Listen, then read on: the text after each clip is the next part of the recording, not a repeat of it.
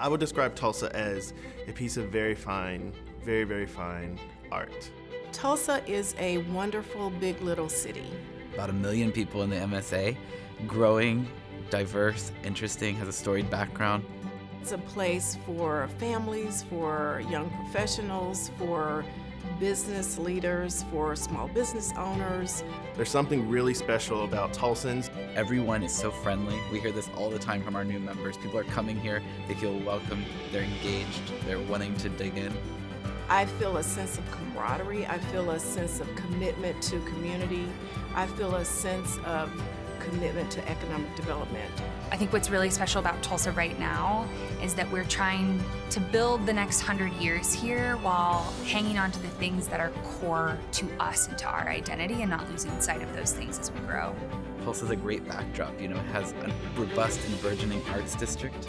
We have the culinary scene with 2 James Beard award-winning chefs last year alone. In my mind, the secret sauce of Tulsa is that everyone seems to be headed in the same direction. What we have figured out in Tulsa is that we're better together. We've got to collaborate to make change happen. One of the things I often hear, whether that's in media or in just casual conversation, is that you have to get to coastal cities in order to make a difference in the country, and that's just not true.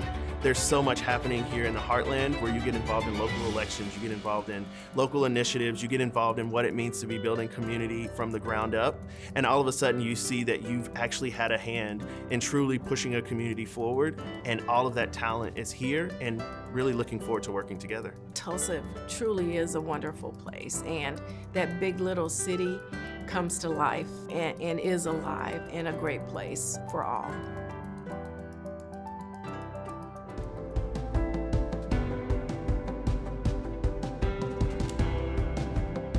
I would describe Birmingham as America's best kept secret.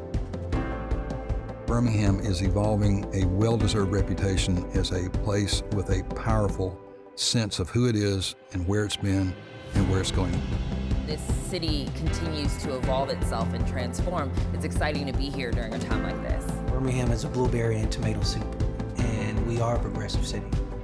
We are open-minded. The tagline in the city is, "How can I help you?"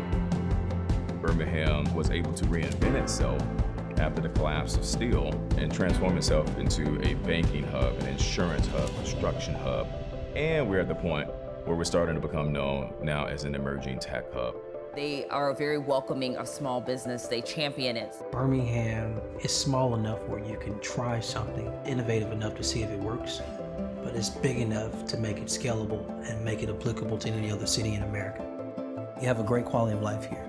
You have affordable housing here. There is something for everybody without necessarily having to jump on a subway. I think the future is very bright for Birmingham indeed. Birmingham is doing incredible, remarkable things right now. We're really punching above our weight class. There is a sense of civic pride currently in Birmingham that I've never witnessed ever before. The secret sauce of Birmingham. Easily, the secret sauce in Birmingham is its people.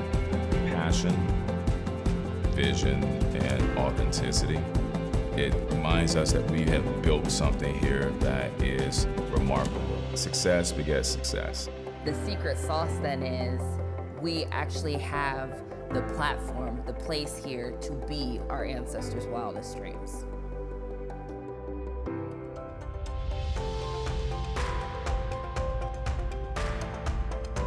The secret sauce that makes Northwest Arkansas thrive is a sense of hope.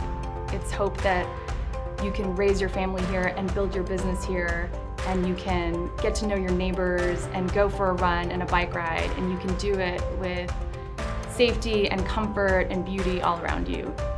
I mean, the food and the people and sort of the intersection of all of that with nature and with the landscape, any given day here can feel like a choose your own adventure. The secret sauce of Northwest Arkansas is the region. It's becoming the hub of Arkansas. We have a variety of people. We have a cornucopia of people coming from all over the world. It allows for conversations. It allows for connections. and that's ultimately what we want to do. You have everyone working together. You have the communities, you have different cultures in it, then you have the businesses as well, and you have arts. You just can't miss that. It's a perfect ingredient. And they're so different, you know, the communities, whether you're talking about Bentonville, Springdale, Rogers, Fayetteville, Siloam Springs, all the different places in between, they really complement each other. This region really embodies the slogan at the Momentary, which is that you belong here. And we want all of our entrepreneurs to feel that way and have access to all the programming that's available in the region. Everyone wants the same thing. I think we all want Northwest Arkansas to be thriving, no matter what community you're from. And it's sort of the possibility of how do you mix those different influences, creative and otherwise, to make a place even better, hopefully for all of us. That's why I love the potential of this place, and I would expand that more generally to the Heartland.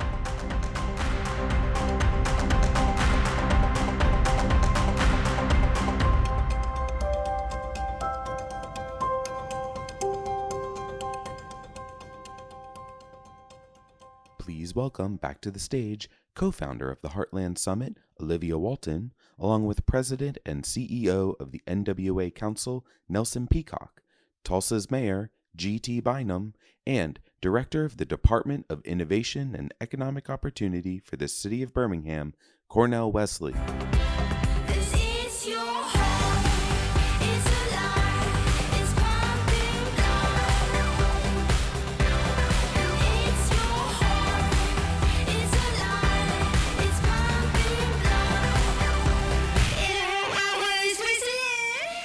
Good morning, everybody. I'm so excited to be having this conversation because this one is really a continuation of a conversation we started at the inaugural Heartland Summit in 2018, and I think it really gets to the heart of what the Heartland Summit is all about.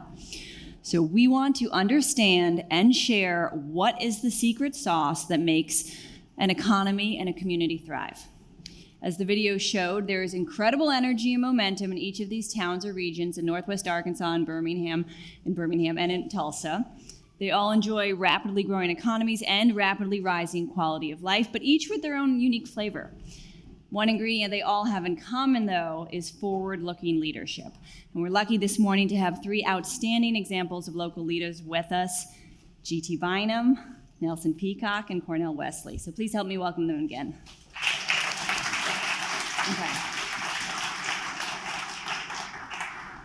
So what I'd like to do is talk a little bit about this idea of the recipes for success, and then I'd like to flesh out sort of the arc of change you've seen in your region, and then finally end on what's next. So just to start, and forgive me for just beating this metaphor to death, but you have all found your own unique recipes.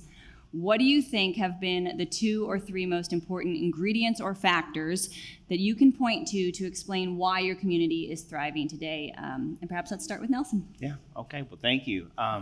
I think really here, and you saw it in the video, is Northwest Arkansas is really built on this spirit of cooperation and collaboration, and it was instilled by regional leaders, by iconic business leaders back about 30 years ago, where Sam Walton, Don Tyson, J.B. Hunt, Mark Simmons, and a handful of others convened all the regional mayors and basically told them or asked them, said, we really need you guys to work together in order for you to create an environment for our business to continue to grow.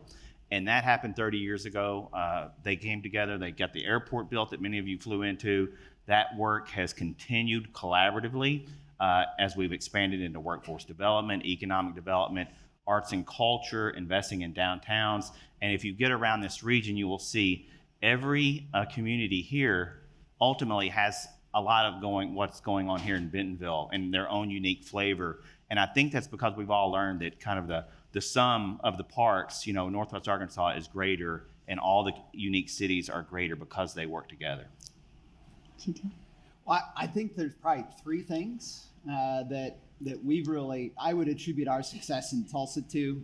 One is that the people that we have leading our community right now put community first. And that sounds kind of trite and simple, but it's a real discipline that comes into that. I mean, we're living, all of us, in a time where It's never been easier to only get your news from people who tell you what you want to hear, where the systems that used to build community are kind of on the wane. Civic association attendance is down, church attendance is down. And so we have to find ways of building community anew now. And then, of course, you have just a remarkable level of partisan vitriol out there, and throw on top of that a pandemic that isolates people for a couple years at a time. And all of that serves to divide us. And yet in Tulsa, we've really been very intentional about working through those divisions, avoiding them if we can, but also acknowledging when there's a difference of opinion, but not personalizing it. Two, working together is great, but if you don't have high ambitions for your community, you won't achieve great things. And I think we have really a historic level of ambition in our community right now, not just to do great things like you saw in this, the Gathering Place, the greatest park gift ever given to a city in American history. But we're building a lake right next to that people have been talking about in Tulsa for 50 years. We're actually building it now. But then also we're dealing with working through issues of racial disparity in our community that nobody talked about for 80 to 100 years, including really trying to determine what really happened in the worst event in the history of our city, the 1921 Tulsa Race Massacre. Also, we're trying to make Tulsa the best city it can be for immigrants at a time when that's remarkably become a partisan issue. The third thing that I would attribute our success to is that the people with the capital, whether that are the voters or the business leadership in our city or the philanthropic leadership in our city, they've empowered the next generation of Tulsans to build the city we want it to be. I loved in that video, I think I'm older than everyone in that video, and I'm the youngest mayor we've had in 40 years. Yeah. It was less than 10 years between when I moved home to Tulsa and when I got elected mayor. The business leaders in our community that are building so many of those districts that you see in that video, they're my age or younger. So many of the people that are leading exciting entrepreneurial work in Tulsa, they're my age or younger. And it's not enough, and I'm so appreciative of what Steve Case is doing. It's not enough for people to just have great ideas. You have to have people that are willing to fund them. And we're very fortunate in Tulsa with leadership like we have at the George Kaiser Family Foundation that we have people that are willing to do that. And of course, voters who will back that up as well when we put it on a ballot. It's really two things for us. It's identity, meaning Birmingham really began to own its own story. Too often, when you hear about Birmingham, you immediately think about 1963. And so today in Birmingham, we've really owned our civil rights past or what happened, but we're really intentional about what's happening. And so that's the foundation of everything. And then there's an intentionality around collaboration as well. Many people are doing amazing things. For example, University of Alabama, Birmingham, most recently, $75 million genomics center. That wouldn't have happened without 7 or 8 different collaborators in the room. And so we've broken down silos and been, again, very intentional on owning who we are. We are not chasing squirrels, we're chasing impact. You mentioned Steve, and I'm glad he's still here in the front row. Steve has been a great thought partner to all of us in thinking about this economic development work in the middle of the country. And he would tell you that you need to have the right ingredients in place to kind of create the entrepreneurial ecosystem. What have you all been doing to attract entrepreneurs, and what's working? Start with me. Well, I think for us, it's just been telling the story of what's happening here. Obviously, you need all the programs to get entrepreneurs together, doing a lot of work with the university around research and commercialization. But the most interesting thing that we've done is just telling the story of Northwest Arkansas through a branding campaign with every unique city here trying to carve out a little bit of their own identity. We've been trying to bring them all together to tell the collective story to the rest of the country. That has proven very effective. We've had a lot of entrepreneurs and founders of companies that have relocated here in the last year or so, and they are shocked at how much they love it. And they're like, we're never moving back to San Francisco. And that's what we need. That's what we need, these young, knowledge-based firms to help us grow the economy for the future. We give them the tagline. Oh, well, life works here, of course. GT, what are you all up to in Tulsa? Now, what we're trying to do is create systems that support entrepreneurship. So, I mean, a couple examples. I mean, we've gotten a lot of attention. I know Ben Stewart's here, who runs the Tulsa Remote program, which got a lot of media attention because a community is going to pay people $10,000 to move to the community. Oh, we copied that. Yeah. We did. Steve Jobs said, great artists steal. But the reality of that is that program, it's easier to get into an Ivy League college than it is to get into Tulsa Remote. They are not paying anybody to move to Tulsa. The only people that are going to get into that program are people who are really motivated to make an impact and want to give back to the community. That's how you get selected for that. Two, I would say we have programs that really foster people who want to become entrepreneurs. Libby runs a Holberton school in Tulsa that is helping teach programming and to people who might want to go into create a tech startup. In our city hall, we dedicated 40,000 square feet on the 5th floor of our building to create the largest tech incubator in the country, we believe, right just a few floors below my office, because we want those innovators and those entrepreneurs to have access to everything that we can offer them as a city. And so I think, we have so many different programs that we're initiating right now, and especially being focused on those communities in Tulsa that have historically not had equal access to opportunity. We're very much focused on Black entrepreneurship, and especially we're partnering right now to build an incubator in the Greenwood District in Tulsa. We're also focused on building an incubator that's really at the heart of our immigrant community, because we've done analysis and found that that's probably the strongest area of entrepreneurial inclination in our city is with the immigrant community, and we want to help them foster that. So if you're catching on to a theme here, it is public-private partnerships over and over and over again that give entrepreneurs the systems and the resources they need to be successful. And then lastly, I would just say we're very fortunate. We have a community that really honors business and entrepreneurs. And I think in this part of the country, we take that for granted. I hear from a lot of people who come to Tulsa because they were in places that don't have that kind of a mindset. But we want to give them every opportunity for success in our city. Yeah. So in Birmingham, it's really an ecosystem question, right? And when we think about that, we think about it two ways, internally and externally. So what is our role in creating an entrepreneurial ecosystem as a municipality? And so we've looked inwardly and really created tools that are targeting entrepreneurial activity. We have created incentives for startups to start their businesses in there. And typically, most businesses, or rather most cities, are concentrating on attraction.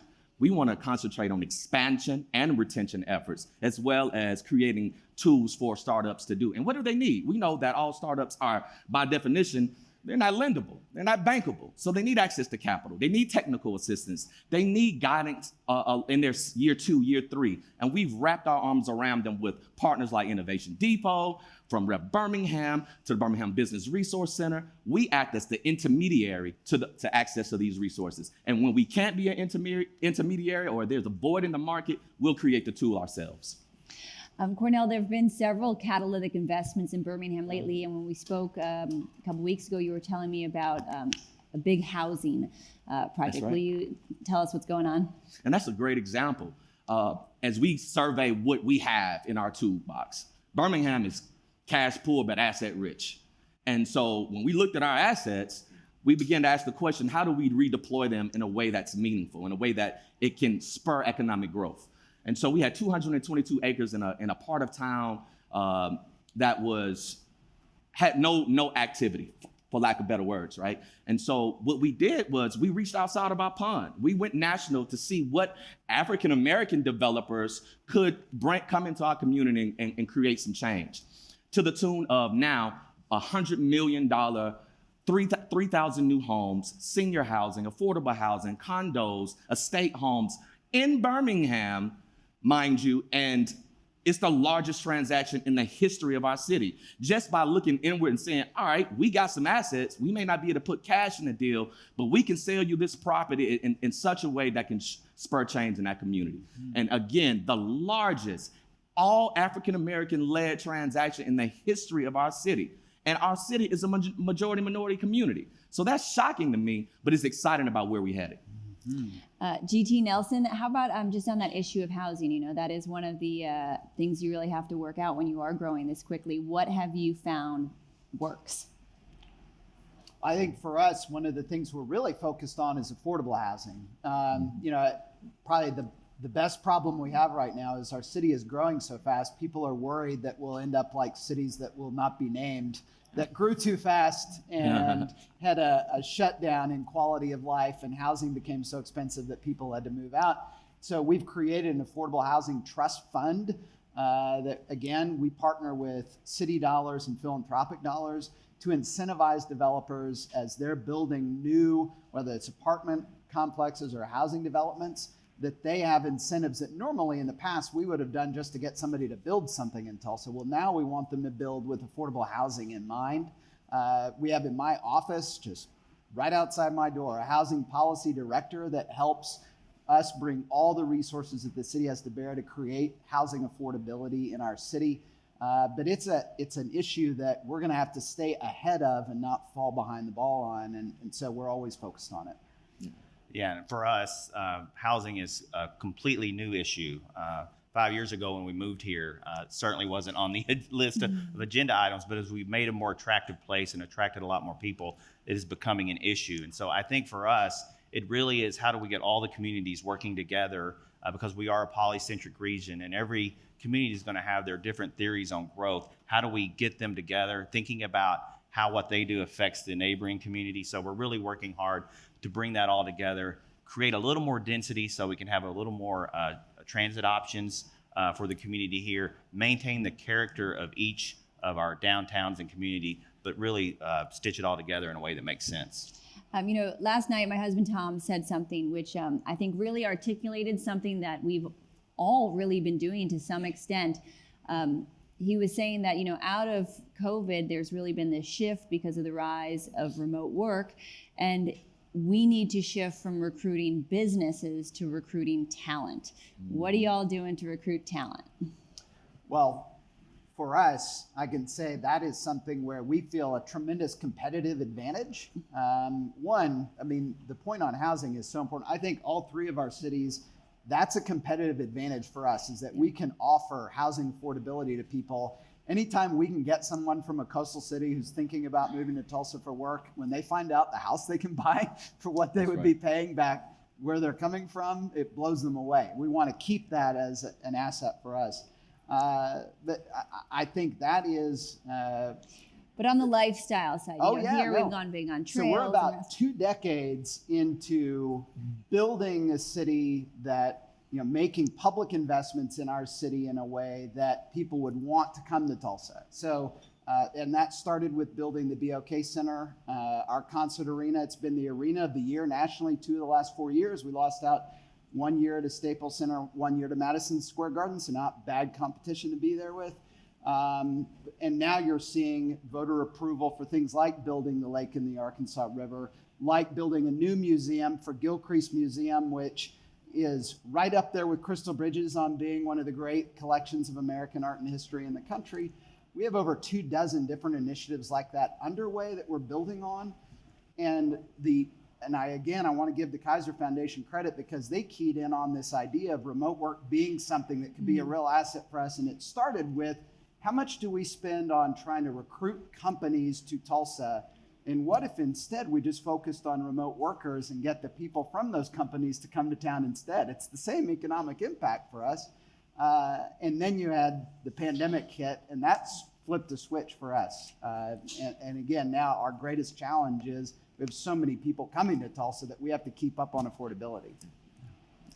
And I think for us, what the Walton family has done inspirationally has been really transformational. When you think of Crystal Bridges and then the investment in trails and mountain biking, when you look across our region at all of our cities' recent bond issues, they have all doubled down on all of those things: access to green space, trails, all of it. And so the leadership, obviously investment is important, but the leadership that has been shown that this is a lifestyle and a way to create a lifestyle that is compelling has really taken root in all of our cities. And so we thank the Walton family for that. but it really has impacted the voters in the way they think. And these bond issues passed by wide majorities, you know, and lots of them centered on arts districts and things like that. So it's really been important. And what we've seen is this lifestyle is really compelling to a lot of people that move here, see what we can offer. And so I think we'll just continue to keep telling the story and then try to manage the growth of all the people moving here. Yeah. So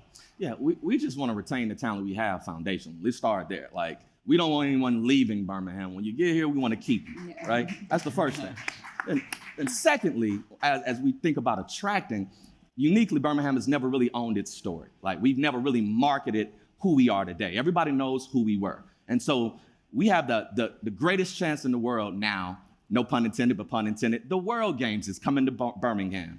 And with that, we get an opportunity to tell the entire world who we are. The USFL is headquartered in Birmingham. We have a whole professional football league, not a team, but the league based in Birmingham, which gives us opportunities on Fox and CBS and NBC to tell the Birmingham story. So we're going to be very intentional with the messaging about who we are today. And when you get there, we're going to keep you. Why is the food so good? Why is the food so good? I heard you have Yes, what's going on? We've turned into a foodie town. We have maybe 4 or 5 Beard Award winners. Yeah. And I attribute some of that to the University of Alabama, Birmingham, and its research institution that brings so many cultures, that creates so many collisions. And like I just said, we keep you. And then we create opportunities for you to thrive and create your own businesses. And these restaurants are not just Americana. We have Greek, we have different versions of chicken. You see, not just fried, all right? Yeah. So we have all of these amazing things that were birthed out of just the education, just the opportunity to even visit. I promise you, if you come, you're gonna stay. I have heard that. I'd like to go through now and have each of you kind of describe a little bit of the evolution you've seen. And Cornell, we can start with you. We got a taste of it in the video. Obviously, Birmingham, this once renowned steel town that changed the course of American history over the course of the Civil Rights Movement, now known for tech and entrepreneurship. Can you just describe the evolution you've seen? Absolutely. It's really based on us breaking down silos for greater impact. You know, UAB was doing amazing things. The city was doing amazing things. Our other organizations that I've mentioned were doing amazing things, but we weren't communicating. And so under the Mayor Randall Woodfin, under his leadership, he convened an economic development committee of all of the ED professionals in our city, brought them in a room and said, we need to be singing the same song. And in doing so, we talk. We have a cadence of communication, and we move the same way. And we refer each other different opportunities where the city can't fit. This is something for maybe Economic Development Partnership of Alabama, or maybe the BBRC. And we collaborate in that way. So the biggest thing is breaking down silos and being intentional around collaborative efforts. Mm-hmm. And how about in Tulsa? Obviously a rich but also difficult history. I've heard Tulsa described as a place where the past and present merge in a 21st century city. How are you tapping your past to build to the future? Well, I think for us, we take great inspiration from the ambition that was there in the past. I mean, the moments when Tulsa grew the most are when people wanted to take the best the world had to offer and bring it to our city. And I contrast that with, I ran for mayor 6 years ago, and I will always remember the very first debate getting up and saying, we shouldn't be competing with the suburbs. We should be competing with Austin, Denver, and Chicago. And this lady came up to me afterwards and patted me on the shoulder, and she goes, "You are so sweet to think that we can compete with those cities." And now we are all the time. Now the greatest kind of arguments in our community are about which big things we're going to work on. And so I think that is probably the greatest evolution. But also, you can't talk about Tulsa today without talking about the challenges that we have with coming to terms with the 1921 Tulsa Race Massacre. The fact that we are a city right now that's searching for mass graves from something that happened 100 years ago because it fell to this generation to do the right thing. On the one hand, it's an embarrassment that it took us this long to do the right thing, but I'm proud that we have a community right now that wants to do that. And so it's become a real focal point for discussions in our country around racial reconciliation and how we can move forward. And you're coming from a community where that's happening, where no one talked about that event for about 80 years in our city. I mean, you think that an event can be covered up in an authoritarian regime in some like science fiction movie, but it almost happened right in the middle of the United States. And yet now we have a museum built around it. We have economic growth occurring right there, which Cornell has helped us on in the past. We just yesterday announced a new local Black-led development team that's going to build this unbelievable new development right in the Greenwood district that we're partnering with on. And that's the Tulsa that we want Tulsa to be in the 21st century, a city of opportunity for everyone. And the last thing I'll say is that I think we have made Tulsa a city where people who are coming to Tulsa, they're coming there because we don't pay people more than they could make in another city. But the people that we're attracting are people who realize they don't have to wait 30 years to climb the ladder to make an impact and shape a city that they want to be proud to leave to future generations. And so we're just seeing this massive influx of really idealistic, engaged, ambitious young Americans who see that they can come to our community and make a big impact and shape a city. That's really exciting. Nice. And Nelson, we're in a different spot here, right? Because we're sort of writing our history right now. This is a historically poor and rural part of the country that's never been busier or more prosperous. What do you think our history will be in 20, 40 years? I'll tell you what I think it will be. I think it'll be very positive. We're going to stay on the same trajectory that we're on. I think there are two things that we have to do, and you've heard themes of them. One is we have to continue to develop these knowledge-based new companies that are going to create jobs. Economically here, we have very low unemployment. We have wages that are 14% higher than the national average. We have 6 times the national average of people doing corporate management jobs. And that's all based on the enterprise companies that we have here. But those are going to be the same amount of jobs we have in 20 years if we don't develop new companies here. And so a lot of focus around that. So I think that's really important for us going forward. Also, we are a region that back when my organization was started and we started to grow, we were 96% white. Today, we are almost 1/3 underrepresented minorities, with many of our schools across the region majority minority communities. So how do we grow? How do we welcome newcomers? And about 50% of people, or over 50%, are from somewhere else, not from Arkansas. So how do we do that? How do we grow? And how do we make this the most inclusive region we possibly can? I think those are the two main challenges for us going forward. And I think with that spirit of cooperation and collaboration that we have, that we'll be very successful and be able to grow in the right way. Are there any myths or misconceptions about your communities that you would like to debunk for people perhaps from the coasts in the audience? Yeah, that we're stuck in 1963. We're not. There's a lot of cool things happening in Birmingham. And admittedly, as I've mentioned, we got to own our own story. And that's the challenge to any community in here, is you got to own that story and you got to be aggressive in telling it, or somebody else will tell the story for you. And that is what has happened for Birmingham for too many decades. It's changing now. I guarantee you, when you turn on Fox and you watch a football game, that 30-second commercial that's highlighting Birmingham is who we are today. Mm-hmm. Yeah, I mean, I would say, when we moved here, we were living in the Oakland area, and I got a lot of raised eyebrows that we were going to relocate and come back here. And these were from people that worked with me that were driving 2 hours each way every day, 4 hours of their life in a commute. And what I would tell them is, like, I'm getting 4 hours of my day back every day in a place where you can have an exciting career, you can have a strong quality of life. And I think, you get more of what you want and less of what you don't want here. And so that's what I would tell people. I remember I went to college in Philadelphia, and I always remember first week there, people coming up to me with total sincerity saying, "So you ride a horse to school?" Yeah.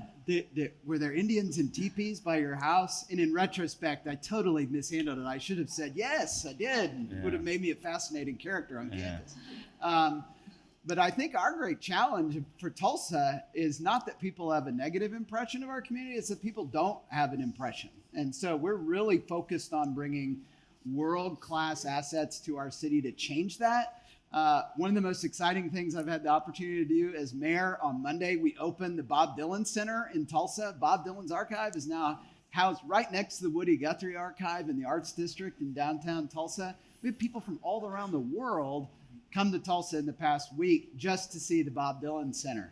And so I think as we do more things like that, build our new museum facility to house Gilcrease, become a center for the study of American music and racial reconciliation, I think we will be more and more in people's minds. And I totally agree with what Cornell said.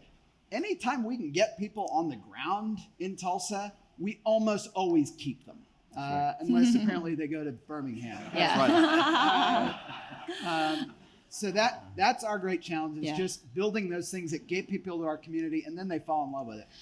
It's funny you mentioned the horse thing, because it just shows how far we've come. Our Aunt Alice always tells us that she used to ride her horse all around town, and she would like go to the Momentary, which was a cheese factory, on horseback as an 8-year-old. It really is a place for free-range children.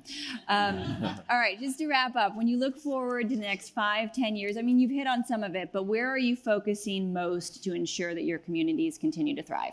We can start with you, Nelson. Yeah, I think just entrepreneurial development, ecosystem development, recruiting entrepreneurs, and making sure we have the STEAM talent for current employers, and then diversity, equity, inclusion, and growing the right way so that even as we double in population, which we're expected to do, we can still maintain the character of what makes this place great.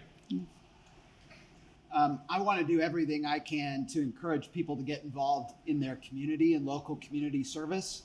I think it's very telling that throughout this entire conversation, you never heard the words Republican or Democrat come up a single time. I really think that involvement in your community, whether that's in a nonprofit or running for office, which I highly recommend to people, it's the area where you can make the biggest daily impact in the lives of people you care about, more so than at any other level of government. And it's also the level that is least susceptible to partisan garbage that is contaminating other levels of government in our country, I think. And so I'm really focused on encouraging the next generation of leaders in our community to get active and involved. And we see a very similar demographic change to what Nelson's talking about in Northwest Arkansas. We see that happening in Tulsa. Very focused on bringing the next generation of Hispanic leadership in our community. We think Tulsa will be majority Hispanic in the next 30 years. And so we want the future mayor of our city to be on an authority or board right now. Things like that we can encourage and foster future leaders in our city. Birmingham, we're invested in people. We have what we call the Birmingham Promise. If you are educated in a Birmingham public school, you will go to college at a state-funded school for free on our dime. And so that's what we're doing. We're investing in the next generation to make sure they have access to education, and they don't have Sally Mae or Nellie Mae or whatever they call them now chasing you around. You went to school for free 99. And because of that, I said free 99. We're able to keep you in Birmingham. You should hear the stories around these students as they graduate and they have zero debt. They want to come back home and they want to be a part of the change. So invest in people. And also invest in yourselves. And that's infrastructure, that's parks, that's all the other intangible things that we all know as economic development professionals that you gotta have. But the people are what makes the progress possible. Ooh, that was a good one. People make the progress. All right. Thank you. All right, Cornell, GT Nelson, thank you so much. It was good. Thank you. We're all in this together.